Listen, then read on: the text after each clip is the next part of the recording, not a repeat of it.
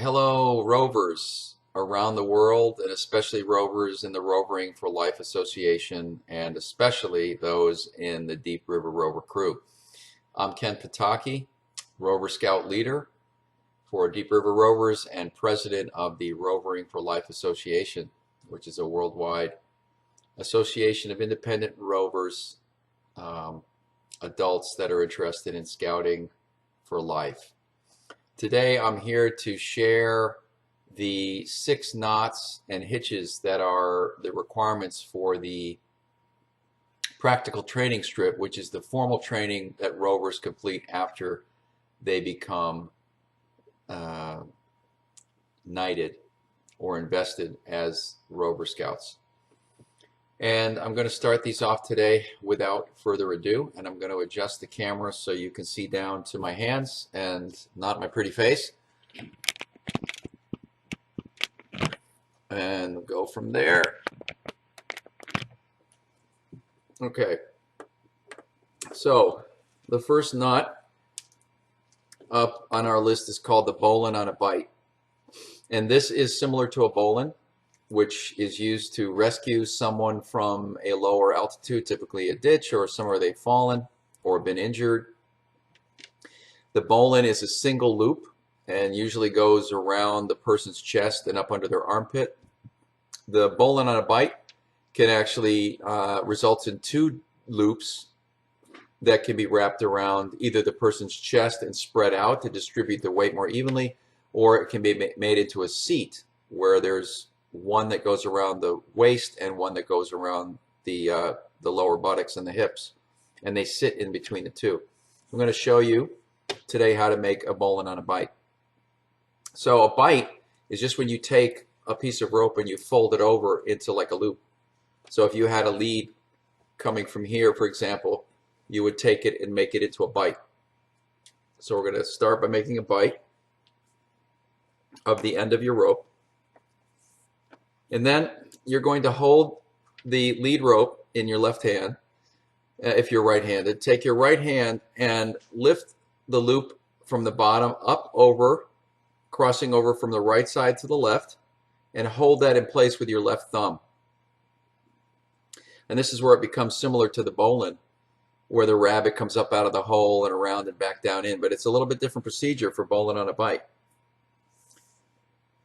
The Bight comes up from the bottom through that hole, through that loop you just made, and then you're going to grab that with your right hand, spread it out, and push with your left hand the whole contraption through the Bight, which then wraps around the back and comes up along the top.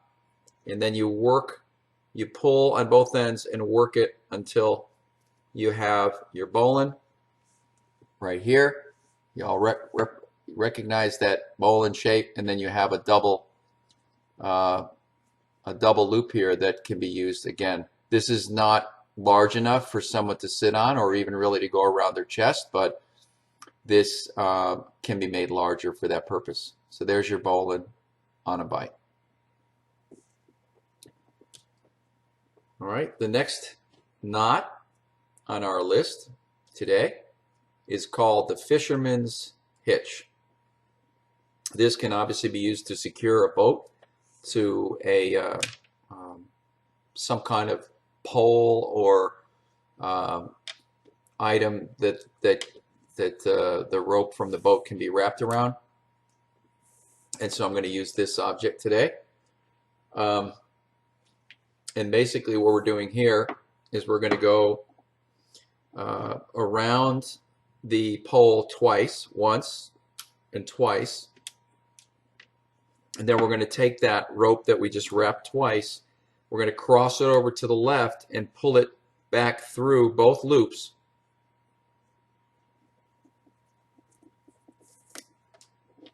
And snug that up. And then we're going to come towards us, cross over the lead rope that's coming from the boat, and pull it back through the middle to basically do a half hitch. And then that is going to be secure.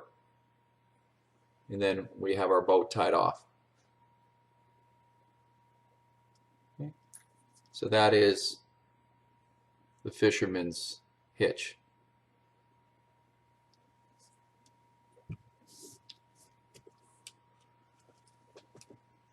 The next knot on our list today is called the man harness knot.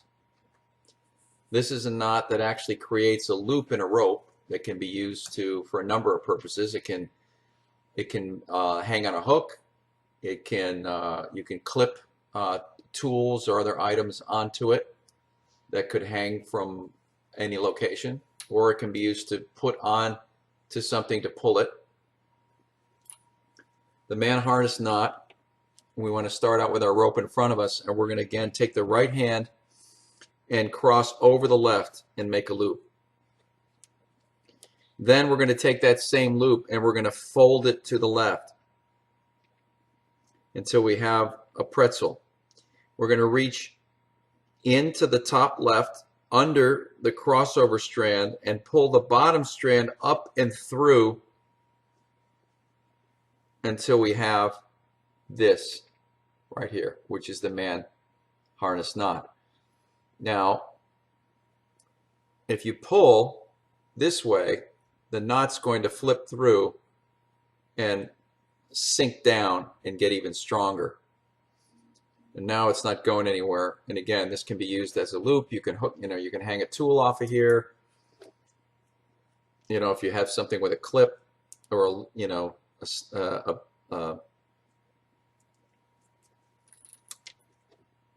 climbing device.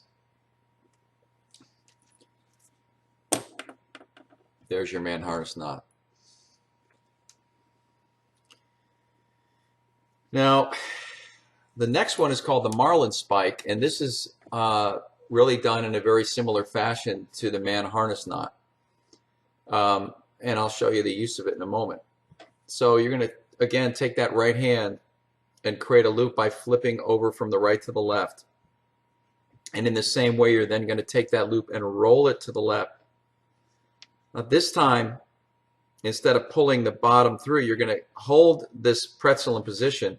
You're going to take your spike and feed it in and under the center one and through, just like that, and then pull it tight.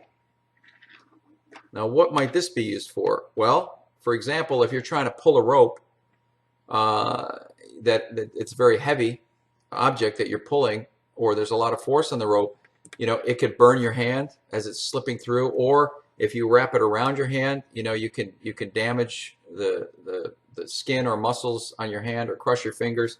The Marlinspike allows you to hold on and grip and pull that rope.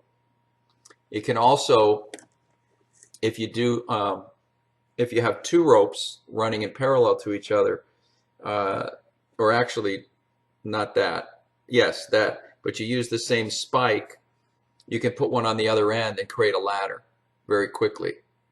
So you would put another rope here, and you would do another Marlinspike on the other end, and you keep going up the rope in either direction and make a ladder. So that's another application of the Marlinspike.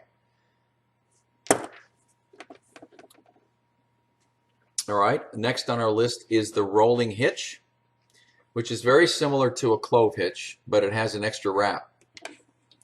So we start from the front and we wrap once and we wrap twice. So we have two wraps. Then we're going to X back over from the bottom right to the upper left, crossing back over it in the front, wrapping around to the back to the bottom front, and then feeding it up between the two strands we just wrapped, and it creates basically a stronger, firmer version of the clove hitch. That's the rolling hitch. And finally, we have, last but not least, the timber hitch. Timber hitch is used to secure a rope to a pole, often in a vertical configuration, but not always.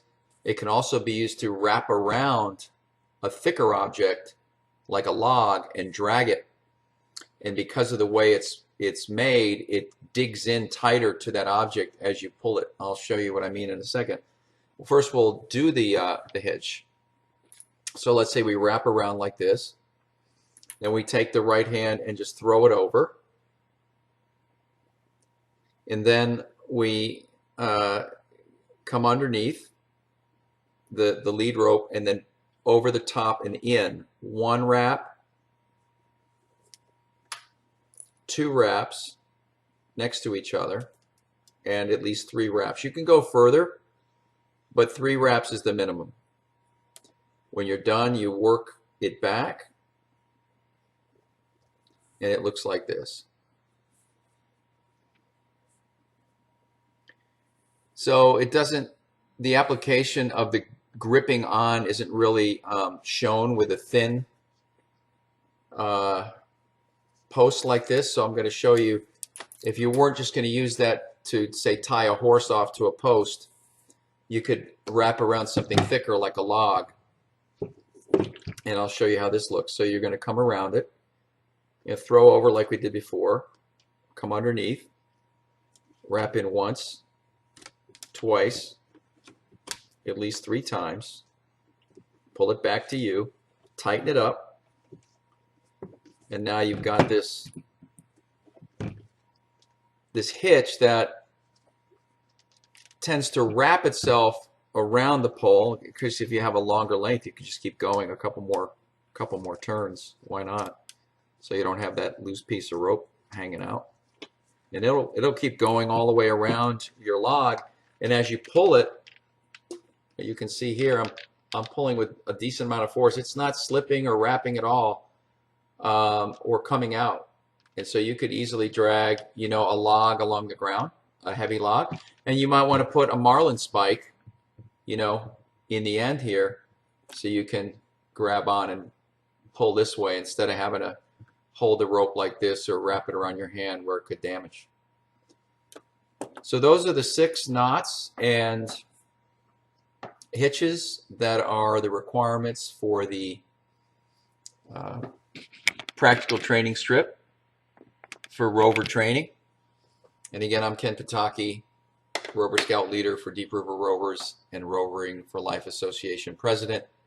I wish you a great day and a great scouting adventure for life. Check us out online at www.phoenixway.net.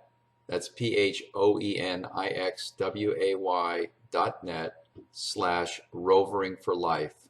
That's rovering, the number 4, LIFE. There you can find information about our association, our Rover crews, and our groups on Facebook. We hope to see you not just online, but eventually out in the woods rovering together.